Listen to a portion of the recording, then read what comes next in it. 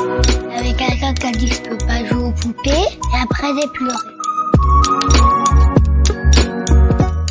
Bienvenue sur Papatriarcat.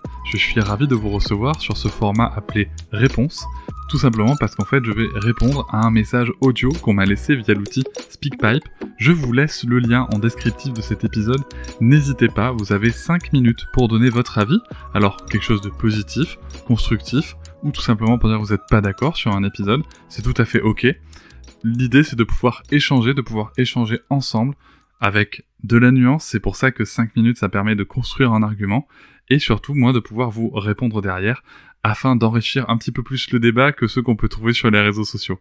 Je remercie d'avance toutes les personnes qui ont participé à enrichir la réflexion sur nos sujets, et nous allons pouvoir tout de suite commencer cet épisode.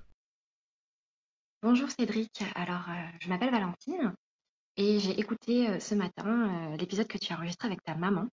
Alors déjà, avant toute chose, merci beaucoup à elle pour ce beau témoignage, car même si elle parle de son vécu il y a 40 ans, eh bien, je pense que ça va parler à beaucoup de personnes pour des problématiques actuelles. La preuve, son témoignage m'a beaucoup touchée et elle m'a beaucoup renvoyé à des choses que je vivais et c'est ce qui m'a donné envie de venir t'en parler maintenant. Je suis maman d'une petite fille de 3 mois et j'ai été vraiment émue et touchée quand elle a parlé de son expérience, du fait qu'elle travaillait avec les enfants et qu'elle s'est retrouvée en difficulté face à sa fille et qu'elle avait l'impression de réussir à s'occuper des enfants des autres et pas de la sienne. Et en fait, pour mettre un peu de contexte, je suis moi-même infirmière puéricultrice. J'ai travaillé en maternité et je travaille actuellement depuis 4 ans en service de pédiatrie, où je m'occupe d'enfants de 1 mois à 3 ans.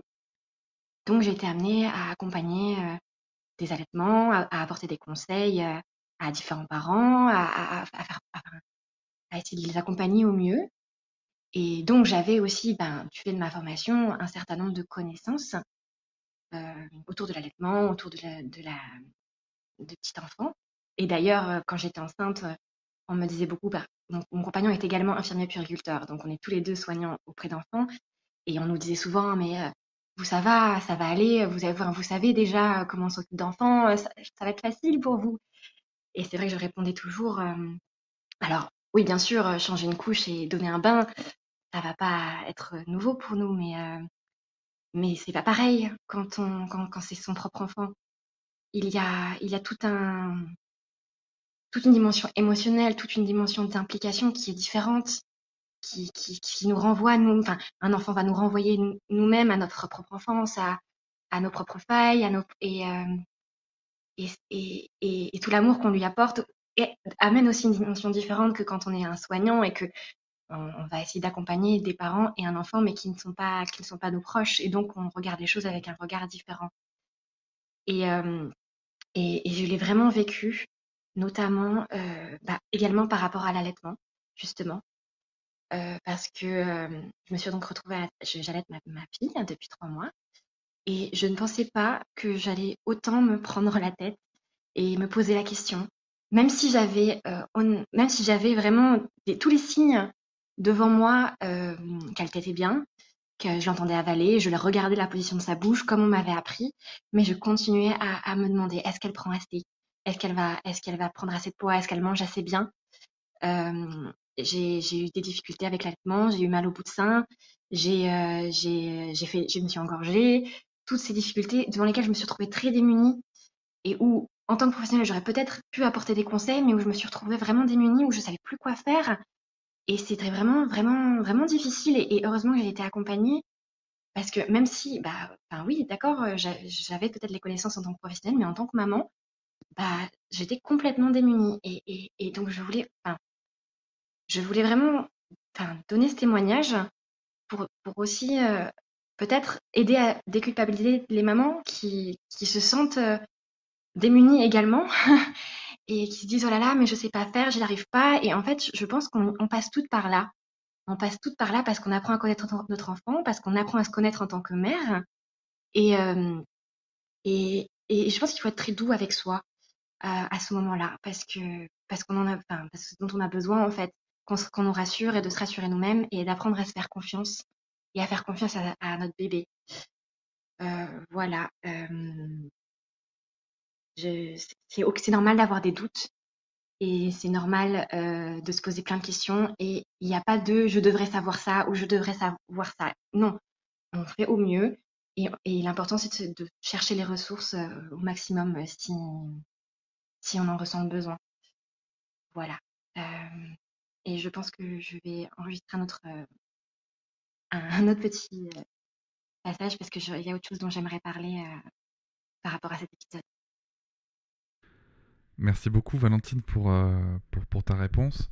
C'est vrai que cet épisode avec ma mère, le premier où elle raconte son premier postpartum en 1980, déjà c'est un épisode qui était particulier pour moi parce que c'est vraiment extrêmement intéressant déjà d'avoir cette discussion avec sa mère, avec ses parents.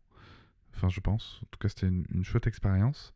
Ça permet de mettre plein de choses en perspective, de comprendre aussi plein de choses sur le soutien aussi qu'on a pu avoir.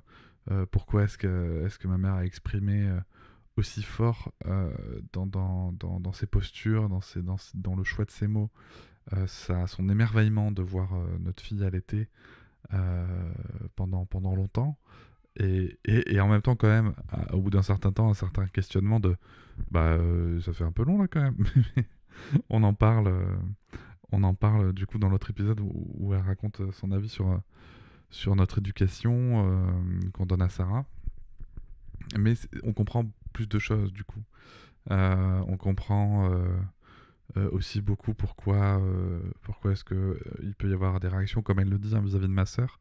Tu vois, c'est très rigolo parce qu'elle a jamais eu de discussion sur le sujet avec ma sœur, mais elle a tout mis en œuvre pour être là. Je crois que quand ma sœur est devenue maman, la première fois, donc c'était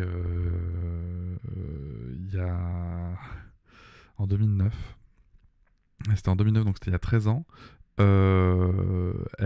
a en effet pris plusieurs semaines pour être avec ma sœur, et ça c'était chouette, quoi. Elle était vraiment très très très présente, et même après elle est retournée les week-ends, s'occuper de la maison, du ménage et tout. Donc voilà, elle a vraiment fait ce travail de soutien, et du coup avec cet échange on comprend mieux d'où ça vient, d'où ça lui vient. Et c'est vrai qu'il y a ce côté, tu vois, elle avait ce côté. Donc ma mère, elle a été, donc elle a travaillé, elle avait l'équivalent du CAP petite enfance de l'époque pour être assistante maternelle. Donc elle gardait des enfants, elle était très proche des enfants. Toute sa vie professionnelle, elle a été dans le service à la personne. C'est vraiment quelque chose qu'elle affectionne très très très particulièrement. Euh, et comment dire, elle a aussi, elle a aussi une fratrie de 12. Tu vois, donc c'est-à-dire que des pratiques parentales, elle en a vu, quoi. Elle en a vu depuis qu'elle est née. Elle a baigné là-dedans quasiment toute sa vie. Et pourtant, en effet, elle se retrouve un petit peu démunie face à cet enfant qui est le sien, et où elle se rend compte que c'est pas pareil.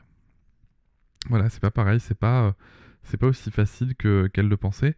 Et ça, je pense que, en effet, comme tu l'évoques, donc les pros de santé de la petite enfance sont des grands professionnels de l'accompagnement, de la connaissance technique, de la compétence. Mais quand c'est nos enfants, c'est clair que c'est pas pareil. C'est clair que c'est pas pareil. Il y a ton témoignage. Enfin, je sais pas. Je n'ai jamais trouvé pour l'instant de témoignage de personnes qui travaillent avec les enfants au départ, et qui m'a dit non mais écoute, aucune différence entre mon enfant et ceux des autres. Je veux dire, j'applique totalement les mêmes process, et ça marche très bien. Non, j'ai pas du tout vu ça. Au contraire, j'ai plutôt vu des gens qui sont dans une extrême douceur, dans un extrême accompagnement des émotions, avec une immense tolérance et une immense patience pour les enfants des autres, se retrouver avec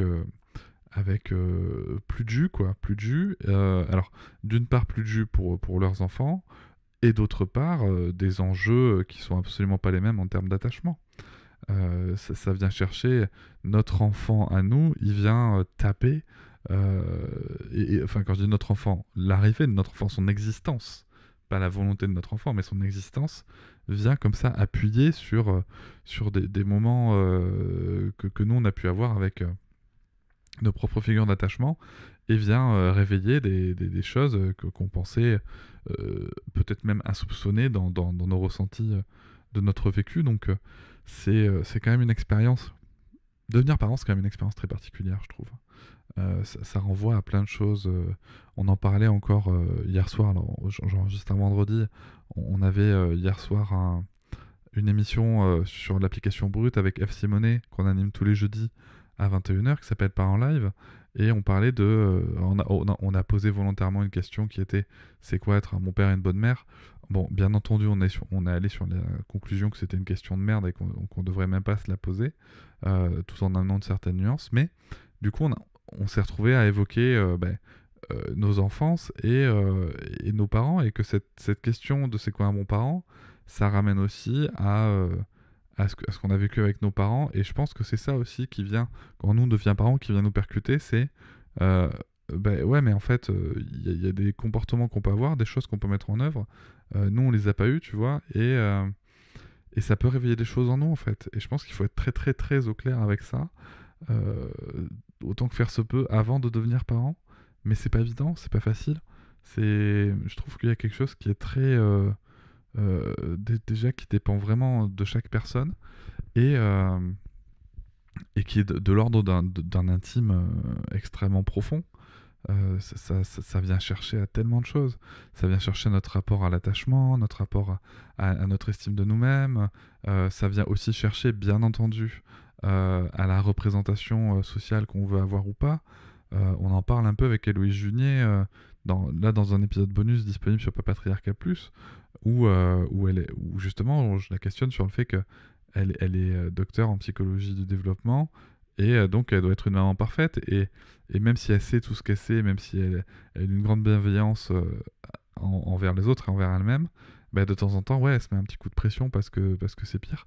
Et je me demande, je me dis quand même que ça doit être en effet assez dur à vivre quand on est pro de la petite enfance, de savoir à quel point on peut être compétent avec les enfants en général, et de se dire, et je dis bien de se dire et de ressentir, parce que je pense que c'est pas le cas en vrai, mais de se dire et de ressentir que qu'on ne l'est pas avec son propre enfant, malgré tout l'amour qu'on a pour lui ou pour elle, et ça doit être une sensation assez terrible. Et en effet, ma mère le dit bien, avec toute la pudeur qu'elle peut avoir lors de cet échange. C'est marrant parce que vous savez, elle a ce petit réflexe de rigoler quand ça la gêne, vous voyez. On va plutôt rigoler parce que voilà, parce que en fait c'est pas facile. J'en ai parlé un peu avec elle après. C'est vrai que par endroits elle me disait mais en fait si je rigole pas je pleure, et j'avais pas envie de pleurer. Ok, très bien, pas de souci maman. Donc voilà, il y a ça qui peut jouer aussi là-dessus, sur cette difficulté de se sentir pas compétente, de se sentir pas une bonne mère, alors que on est censé avoir toutes les cartes.